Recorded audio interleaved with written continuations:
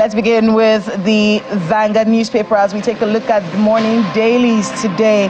Top on the headline there, corporate Nigeria shuts down Lagos for Wigwe, and we saw that on almost every TV station, this tragic death that has left a lot of people wondering why. That is a very serious situation, but grieving. Everyone may be grieving right now, but we're watching it and watching everyone express themselves. Corporate Nigeria really shut down for Lagos, in Lagos rather, for Mr. Herbert Wigwe, as Dangote, Edun Cardoso, Sanwo-Olu, Adesina, Imokwede, that's the AIG, and others pay tribute. More on that from page 19 of the Vangard newspaper this morning. Of the Nigerian News Direct is handling the same story, but look at the angle to it. With Wigwe, nothing was impossible. Well, that must speak to his faith, but look at the writers' garlands of tribute as Edun, Abiodun, Cardoso, CIBN professionals hail Wigwe's fearless ambition. As Dangote renames road in refinery complex after Wigwe, Lagos pledges to immortalize Wigwe. That's the lead story on the front page of the Nigerian News Direct today. Kayla? Yes, indeed. Now let's take a look at the Guardian newspaper. Different headline. 198,432 pending court cases leave many in jail, businesses stranded. That's the main headline there from the Guardian newspaper. And quite an interesting read. Lots of details there. Nigeria spending 5.4 million daily to feed 54,000 awaiting trial inmates. The Court of Appeal has 39,526 pending cases and over 144,000 lingering at the Federal High Court.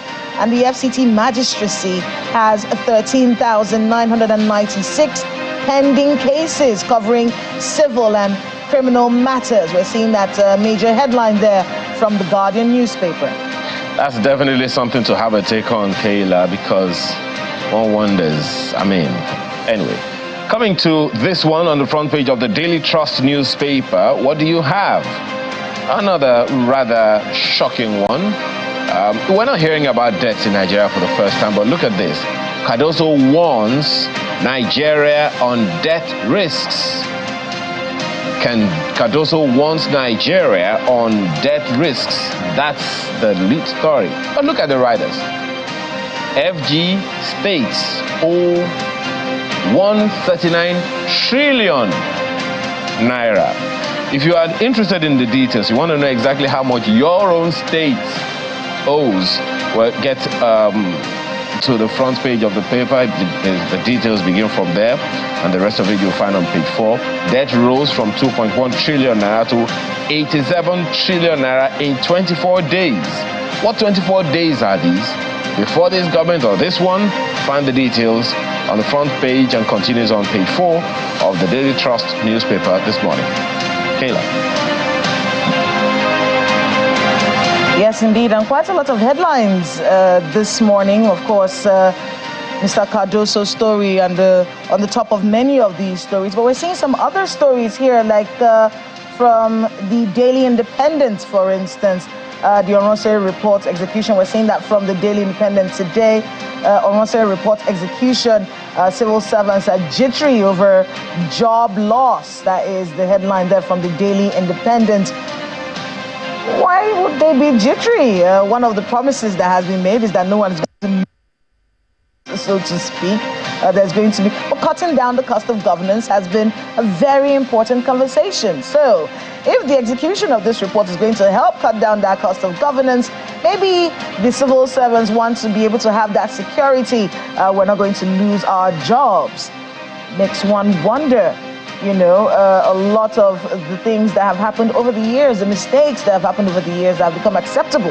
Cutting down the cost of governance is important, and everyone is excited about this Oronsere report. But we're seeing this from the Daily Independent. Civil servants jittery over job loss. What do you think about that, Ayo? Well, first of all, which civil servants? Well, this Nigerian newspaper paints it clearer for you this morning. Orosoye report, fear grips federal civil servants over job loss as Labour proposes part-time for National Assembly members. In fact, that I'm waiting for the opinion of the National Assembly on that one. Part-time jobs for National Assembly members. I don't know how that is going to play out, but hey, that's the lead story. So this is clear now. It's federal civil servants that fear has gripped over the job losses. Question is, how about state civil servants? Well, I don't know if the Orosoye report covers them, but it doesn't look like it. That's this Nigerian newspaper this morning, Kayla. Cover them. It should cover them. The Nigerian Tribune this morning has this headline: Obaseki warns of tougher times ahead. Says Nigeria will focus on discourage dollarization of the economy. More on that on page 6 of the Nigerian Tribune. Talking about the governor Obaseki, the same story is right above the nameplate of the Nigerian Observer this morning. The Nigerian Observer, right above the nameplate, it talks about NPR, tougher times ahead. Obaseki warns as Edo leads in GDP growth. But the main story is right here: reorder national priorities, invest in productive sectors. Obi tells FG. This sounds like some contribution to national development, and that's a good one, some will say. But then, hey, what do others say? I don't know. But this morning, this is what the Nigerian Observer is saying on its front page. And moving on to the Daily Times, Atiku warns on imminent disaster as Peter Obi that is, slams federal government over Ukraine's grain donation. We've been seeing this particular story since this grain donation happened. But if you want to get more on that, you can go to page 5 of the Daily Times this morning. Atiku warns on imminent disaster as Obi slams federal government over Ukraine's grains donation, from the Daily Times this morning. Well, that was a talking point here as well yesterday when we had a guest saying, look, why it seemed disgraceful kind of, but hey, we don't know what the issues are, do we? The Blueprint newspaper has this one on its front page today. Children dying of hunger, dehydration in Gaza. That's according to the World Health Organization. Now, I hope this is enough caution for some who might be beating the drums of war. Children dying of hunger, dehydration in Gaza, according to the World Health Organization. Families eating leaves or animal feed, U.S. laments. Says women giving birth to malnourished babies without medical care. Oh gosh. That's the lead story of the Blueprint newspaper today. Really sad story there, but let's move on now to business. The Business Day has this morning: largest consumer firms lose 988 billion naira on weaker naira. We're seeing that from the front page of the Business Day. I'm sure that the business team this morning would have a lot to talk about on this. Largest consumer firms lose 988 billion naira on weaker naira. More on that from the Business Day. And that will bring us to what really stood out for us today in the papers. This prison story actually really stood out for me today. We're seeing that from the Guardian newspaper. 198,432 pending court cases leave many in jail, businesses stranded. That is a very trying situation there from the Guardian newspaper, and the details. Nigeria spending over 5 million every day to feed people, trial inmates who are awaiting trial. That's something that should be looked at. If we're looking at cutting down the cost of governance, we should be cutting down everything everywhere. What can be done about this situation? 198,432 pending court cases, which means that the jails will be full of people whose cases have not been heard. And of course, the amount of money that goes into feeding inmates. All of that has to be looked at. Who's checking the accountability in this sector? And I think this is something under the purview of the Minister of the Interior. Why are there so many pending cases in court, leaving many in jail? What's he doing about these inmates who have not, whose cases have not been heard yet?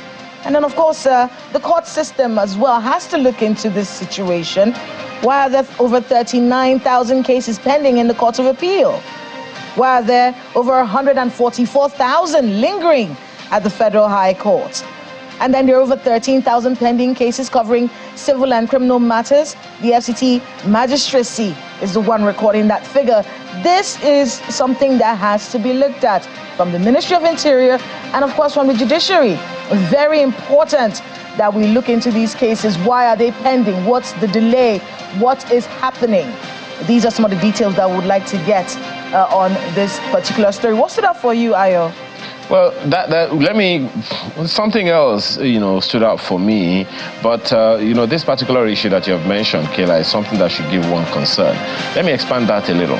So there's been conversation over the years that we need to decentralize the judiciary. So we have certain cases that should be graded down to the states and all of that. If that were done, if we had a Supreme Court for each state or maybe each region of Nigeria, I'm not sure we'll still have the kind of situation that we have on our hands right now. I'm hoping that, there are several things that have been said about this, because this is actually preposterous. I'm almost certain that we are literally pressuring the correctional facilities infrastructure in Nigeria with this number of people. This is almost like what? I don't even know what percentage of our population we can put this at right now, but it is not something that should be, because there are those who are saying, who could be thinking that this is justice delayed. And justice delayed, as much as anyone knows, is justice denied. Let these people know their fate. Are they going to remain there? Then let we know that they're there. Are they going to go elsewhere? Then we know that they can go elsewhere. Maybe if we can decentralize even the judiciary, decentralize the Supreme Court, decentralize the appeal courts and all of that, maybe it will make some case. I don't know, but hey, certainly something for them to consider, Kayla. But what stands out for me is the SIM-NIN issue. To be honest, I'm miffed. Was it the last year or 2 years ago? We literally pressured Nigerians to go link their SIM to NIN. And now we are still talking about this. Some SIMs were disconnected at some point. How come we still have this? Was there any time anyone dropped the ball? I don't know, but hey, this is definitely not something to be talking about. The angle of it this morning is the business angle on the front page of Business Day, which says SIM-NIN, telcos risk 242 billion naira revenue on barred lines. Oh, most certainly. But then it speaks to the fact that there are some things we ought to have done that we didn't do before now. So I think we should be, someone came here one day and was telling us that Lagos State, for instance, already decided areas in which people can build houses and areas in which people cannot build their houses through the transportation infrastructure that have been laid. This is one of those other things that, look, before we allow some things to come into the nation, can we have some kind of regulatory framework around them? We had situations where SIMs were given out willy-nilly, no more. Can we at least help ourselves as a nation? The revenue is as important as it is, and thankfully, NCC has come out to say something about the SIM-NIN linkage. But then the business angle is also something significant, particularly at this time in this economy. Enough businesses have left this country. Let's see what we can do to retain as many of them as we can. Not necessarily using the force all the time. How about the carrot and stick approach? I hope that can also apply to the business community. Well, that's my take on that one. And hey, perhaps it's time for us to go to the issues lined up for us today as we wrap up the papers this morning. Yes,